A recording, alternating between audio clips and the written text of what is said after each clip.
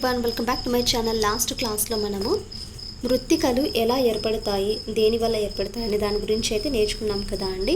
So ఇవాల్టి వీడియోలో వచ్చేసి మనం మృత్తికలు ఎన్ని రకాలు, అవి ఏంటి, ఎక్కడ ఏర్పడతాయి, వేటిని ఎక్కడ ఏ పేర్లతో పిలుస్తారు అనే దాని గురించి అయితే ఇవాల్టి క్లాస్లో మనం నేర్చుకుందాం.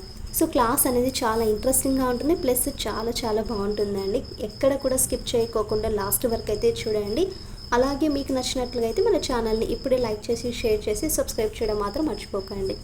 అండ్ ప్రిపరేషన్ కూడా మీరు 45 డేస్ ప్లానింగ్ ప్రకారము ఒక ప్లాన్గా టైం టేబుల్ని అయితే ఖచ్చితంగా ఫాలో అవ్వండి. టైం అంటూ లేదండి. సో ఇప్పుడు అందరూ రివిజన్ టైంలో ఉంటారు, బట్ ఇంకా ఎవరైనా కొంచెం బ్యాలెన్స్డ్గా ఏదైనా టాపిక్స్ ఉన్నాయంటే వాటిని ఎంత వీలైతే అంత తొందరగా కవర్ చేసుకొని రివిజన్ చేయడానికైతే ఉపయోగించుకోండి. సో లేట్ చేయకోకుండా క్లాస్ అయితే చూద్దాం. మనకు మృత్తికలలో ఫస్ట్ వన్ వచ్చేసి ఒండ్రు మృత్తికలు అండి. వీటినే మనం అల్యూవియల్ సాయిల్స్ అంటారు. మరి ఈ మృత్తికలు చూసుకుంటే మనకు నదీ ప్రవాహం వల్ల రవాణా అయి నిక్షేపించబడిన మెత్తని అవక్షేపాలు. ఈ మృత్తికలు వచ్చేసి నదీ ప్రవాహం వల్ల రవాణా అయి నిక్షేపించబడిన మెత్తని అవక్షేపాలు. ఈ మృత్తికలు సాధారణంగా చూసుకుంటే నదీ ప్రవాహానికి ఇరువైపులా నదీ మైదానాలలో ప్లస్ డెల్టా ప్రాంతాలలో అయితే ఏర్పడతాయండి. ఈ గంగా మైదానాలలో 3 రకాలుగా అయితే పిలుస్తారు ఈ మృత్తికలు. ఎలా అంటే పురాతన వండలిని వచ్చేసి బంగారని, నవీన వండలిని వచ్చేసి ఖాదరని, అలాగే గులకరాలతో ఉన్న వండలిని వచ్చేసి బాబర్ అని పిలుస్తారు. సో పాతగా ఉండే దానినేమో బంగర్, నవీన అంటే కొత్తగా ఉండే వండలిని వచ్చేసి ఖాదరు, మరియు గులకరాలతో ఉండే వాటిని అయితే బాబర్ అని పిలుస్తారు. ఓల్డ్ మళ్ళీ ఇక్కడ గుర్తుపెట్టుకోవాలి, బంగర్, ఖాదర్, బాబర్. నెక్స్ట్ ఈ మృత్తికలు వ్యవసాయ రంగానికి చాలా ప్రధానమైనవి ఒండ్రు మృత్తికలు. ఎందుకంటే ఈ మృత్తికలు మిక్కిలి సారవంతంగా ఉంటాయి, ప్లస్ సున్నం, పొటాషు, భాస్వరం అనేవి సమృద్ధిగా ఉంటాయి.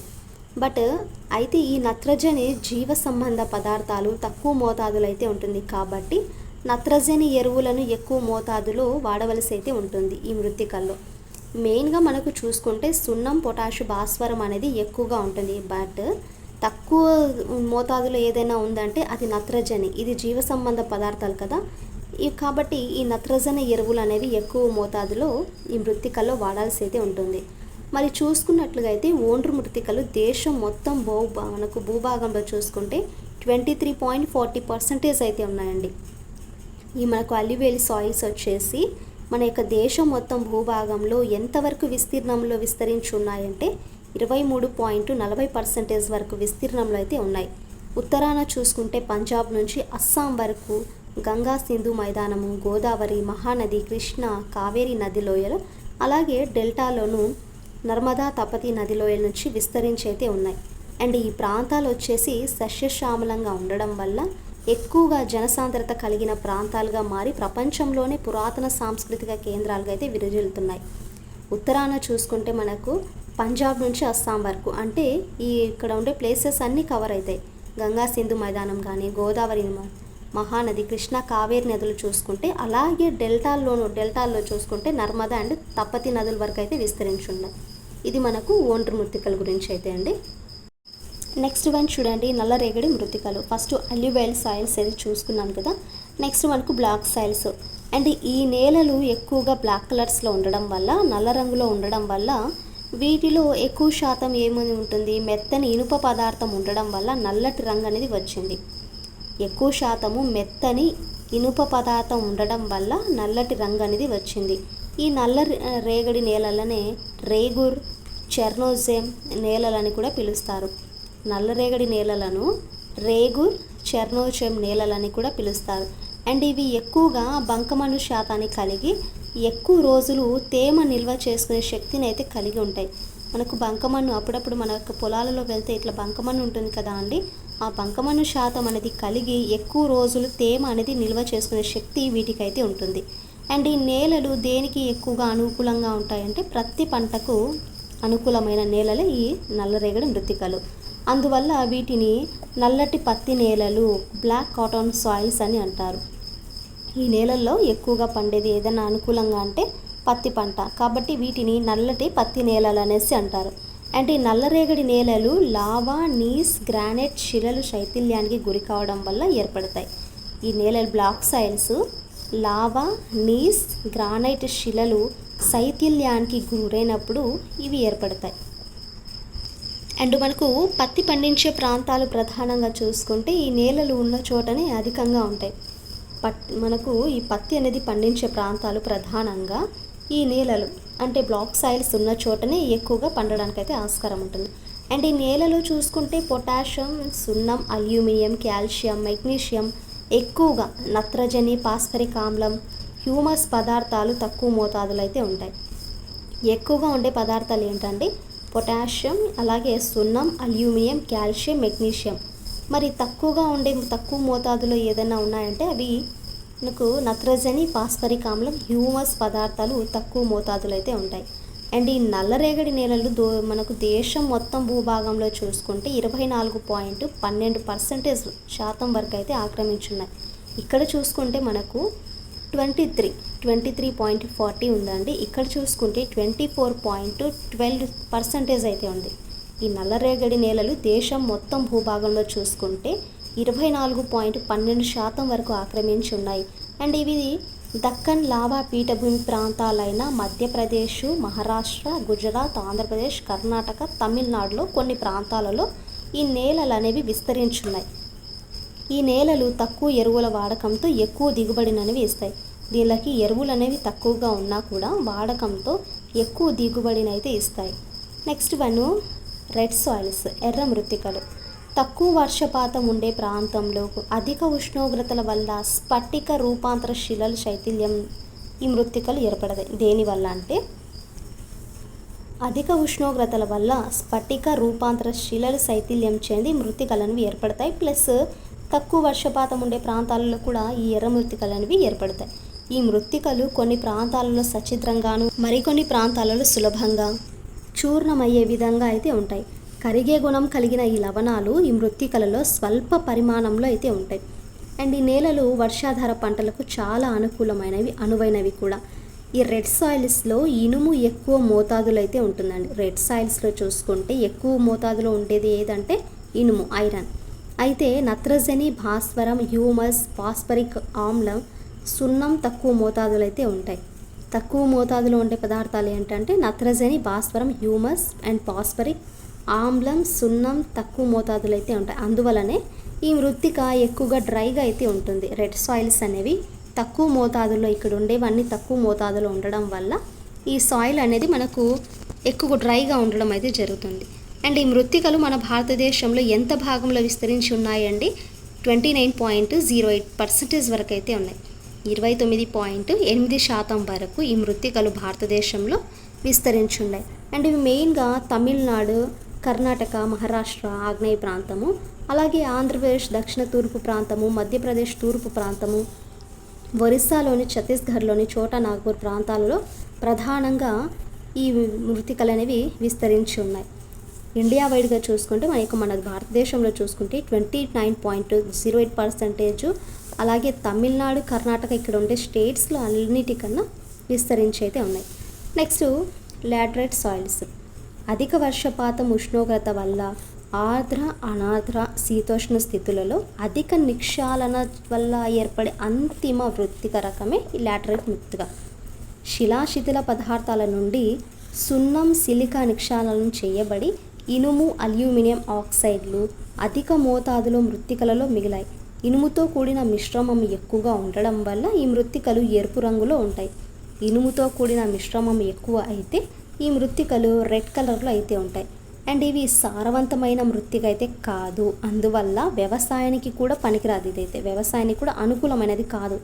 అయితే తోటల పంటలైన జీడి మామిడి, కాఫీ, టీ పంటలకు అనువైన మృత్తికలు ఏవైనా ఉన్నాయంటే లాటరైట్ మృత్తికలు. ఇక్కడ చూడండి, గుర్తుపెట్టుకోవాలి మీరు. ఇక్కడ వ్యవసాయానికైతే అనువైనది కాదు, బట్ తోటల పంటలైన జీడి మామిడి, కాఫీ, టీ పంటలకు అనువైన మృత్తికలు. ఈ లాటరైట్ మృత్తికలలో ఇనుము, అల్యూమినియం ఆక్సైడ్ల మిశ్రమం అయితే ఉంటుంది. ఇందులో సిలికా, సున్నం వర్షపు నీటిలో కొట్టుకొని పోయి ప్రధాన పోషక పదార్థాలైన భాస్వరము, నత్రజని, హ్యూమస్ కొరతతో అయితే ఉంటాయి.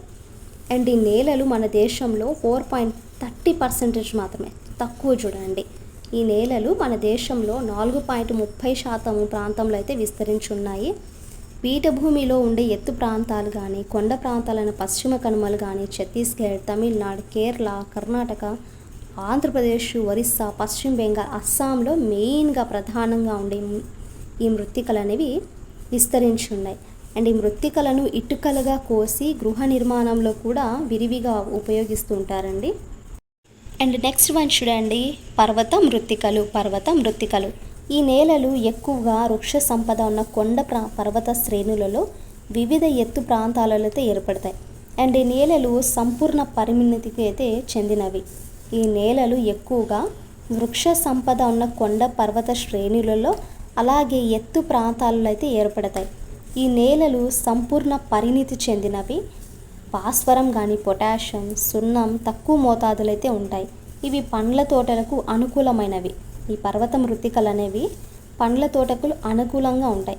ఎందుకంటే ఇందులో భాస్వరం, పొటాషియం, సున్నం అనేవి తక్కువ మోతాదులో ఉంటాయి. ప్లస్ పండ్ల తోటలకైతే అనుకూలంగా ఉంటాయి. ఈ పర్వత నేలలు దేశంలో 10.64% అయితే ఉంటాయి. హిమాలయాలు ఈ మృత్తికలకు ప్రసిద్ధి. ఈ పర్వత మృత్తికలకైతే ప్రసిద్ధి.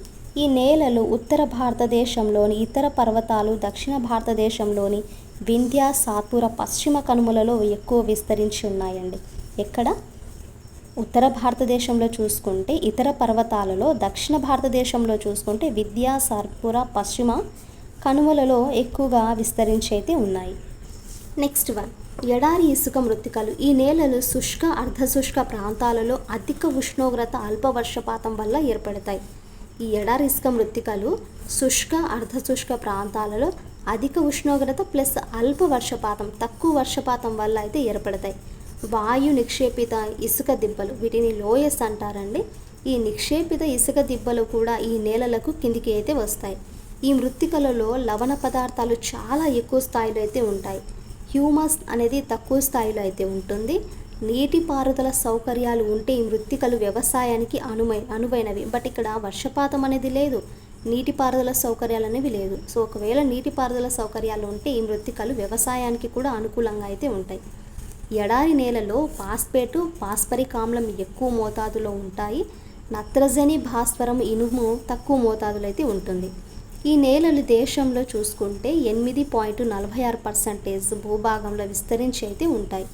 పశ్చిమ రాజస్థాను, దక్షిణ పంజాబు, దక్షిణ హర్యానాలో ఈ ఎడారి ఇసుక మృత్తికలు అనేవి ఎక్కువగా విస్తరించి అయితే ఉంటాయి. ఇది మనకు ఎడారి ఇసుక మృత్తికల గురించి. అండ్ లాస్ట్ వన్ చూడండి, మృత్తికలు క్రమక్షయం. దేశంలో సుమారు మనకు 175 మిలియన్ హెక్టార్లలో ఈ క్రమక్షయం వల్ల ఏటా 6,000 మిలియన్ టన్నుల మృత్తికలు వాటితో పాటు విలువైన పోషక పదార్థాలను అయితే కోల్పోతున్నాం. ఎందుకంటే మృత్తికలు సారవంతమును కోల్పోయి వ్యవసాయం దిగుబడులను తగ్గుముఖం పట్టడం కానీ, వ్యవసాయ భూములు బంజరు భూములుగా మారడం కానీ, జలాశయాలలో పూడిక ఎక్కువై నీరు అనేది నిల్వ చేసే శక్తిని కోల్పోవడం వల్ల మనకి ఈ మృత్తికలు అనేవి సారవంతంగా ప్లస్ మనకు పోషక పదార్థాలని కోల్పోతున్నాం. 6,000 మిలియన్స్ టన్నుల మృత్తికలు మనము పోషక పదార్థాలు అనేది కోల్పోతున్నాం. ఎందుకంటే ఇక్కడ ఉండే రీజన్స్ ప్లస్ ఇంకొన్ని రీజన్స్ చూడండి. మెయిన్ రీజన్స్ కన్నా చూసుకుంటే నీరు, గాలి చర్యల వల్ల క్రమక్షయం అనేది ఏర్పడుతుంది. సాంద్ర వ్యవసాయం కానీ, వరుసగా ఒకే పంటను వ్యవసాయానికి అనువుగాని ప్రాంతాలలో తగిన జాగ్రత్తలు వహించుకోకుండా వ్యవసాయం అనేది చేయడం. వరుసగా ఒకే పంటను వ్యవసాయానికి అనువుగాని అక్కడ నేల అనేది సెట్ కాకుండా ఉండే ప్రాంతాలలో ప్లస్ జాగ్రత్తలను తీసుకోకుండా ఉంటే ఆ వ్యవసాయం అనేది చేయడము. అడవులను విచక్షణ రహితంగా నిర్మూలించడము, పశు సంపద ఒత్తిడి వల్ల అడవుల క్షీణత, విచక్షణ రహిత సాగునీటి సరఫరా వల్ల నేల అనేది క్రమక్షయం గురవ్వడం, అనవసర అధిక రసాయన ఎరువుల వల్ల మనకు క్రమక్షయం ఇక్కడ అనేది తగ్గిపోతూ ఉంటుంది. ఇక్కడ మనకు మెయిన్ రీజన్స్. మరి ఈ సంరక్షణకు చర్యలు ఏంటని చూసుకుంటే, మృత్తికలు క్రమక్షయం తగ్గించడానికి తగిన చర్యలైన కట్టడాలు కాంటూర్ బాండింగ్ అంటారు వీటిని. సో ఈ కాంటూర్ బాండింగ్ వేదిక వ్యవసాయం, టెర్రస్ కల్టివేషన్, అడవుల పెంపకము, నీటి ప్రవాహ వేగాన్ని తగ్గించడానికి అడ్డుకట్టలు నిర్మించడము, మనకు వరద ఇక్కడ చూడండి వరద ప్రక్రియను అవలంబించడము, పంటల మార్పిడి, పశు సంపద నియంత్రణ, సాగునీటి వనరుల వినియోగంలో నియంత్రణ, ఇలాంటివన్నీ జాగ్రత్తలు పాటించడం, ప్లస్ సేంద్రియ ఎరువుల వినియోగమును పెంచి రసాయనిక ఎరువుల వాడకం తగ్గించడం మొదలైనవి. ఈ సంరక్షణ చర్యలన్నీ కూడా చూడండి, ఇక్కడ క్యాంటరు కట్టడాలు అనేవి ఉండాలి, ప్లస్ మనకు అడవుల పెంపకం ఉండాలి, నీటి యొక్క ప్రవాహ వేగాన్ని తగ్గించి అడ్డుకట్టలు కట్టించాలి, అలాగే ఈ వరద మనకు ఫ్యూరో ప్రక్రియ అనేది అవలంబించి, ప్లస్ పంటల మార్పిడి ఉండాలి, పశు సంపదను ఒక్కోసారి నియంత్రించాలి, లేకుంటే చాలా నష్టం ఉంటుంది. 9th క్లాస్లో కూడా ఉంది మనకి. సాగునీటి వనరులను వినియోగంలో నియంత్రణ, తగిన జాగ్రత్తలు పాటించాలి. ఇవన్నీ కూడా మనకు సంరక్షణకైతే చర్యలు. సో ఇదండి మృత్తిక లేని టాపిక్ గురించి అయితే ఈ క్లాస్లో అయితే నేర్చుకున్నాం. నెక్స్ట్ క్లాస్లో జనాభా, చాలా చిన్న టాపిక్, ఈజియెస్ట్ టాపిక్, 9th క్లాస్కి రిలేటెడ్గానే ఉంటుంది. సో క్లాస్ అనేది స్కిప్ చేయకోకుండా రేపటి క్లాస్లో మనం కలుసుకుందామండి. ఐ హోప్ మీకు క్లాస్ నచ్చిందనేసి అనుకుంటున్నాను. ఈ క్లాసెస్ నచ్చితే to like and share, subscribe to my channel.